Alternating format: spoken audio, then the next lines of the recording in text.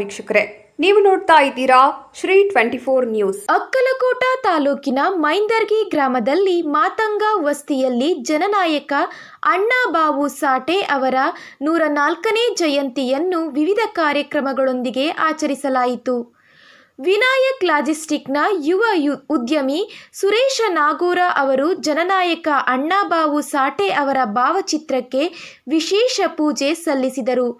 ಉತ್ತಮ ಪರಿಸರ ಅತಿ ಅಗತ್ಯವಾಗಿದ್ದು, ಅದಕ್ಕಾಗಿ ನಾವು ಮರಗಿಡಗಳನ್ನು ಹೆಚ್ಚಾಗಿ ಬೆಳೆಸುವ ಮೂಲಕ ಪ್ರಕೃತಿಗೆ ನಮ್ಮ ಕೊಡುಗೆ ನೀಡುವುದು ಪ್ರತಿಯೊಬ್ಬರ ಕರ್ತವ್ಯ.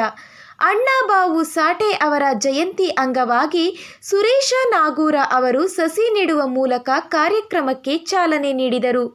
ಈ ಒಂದು ಸಂದರ್ಭದಲ್ಲಿ ಸಂಜಯ ರಾಜ್ ಮೋರೆ, ವಿಠಲ್ ಅರೇನವರು, ರಾಜಶೇಖರ್ ಮಸೂತಿ, ನೀಲಕಂಠ ಮೆಂತೆ, ಸಚಿನ್ ಐವಾಳೆ, ಸಂಭಾಜಿ ಮಾತಂಗ, ಉಮೇಶ್ ಮಾತಂಗ ಮತ್ತು ಇನ್ನಿತರರು ಉಪಸ್ಥಿತರಿದ್ದರು.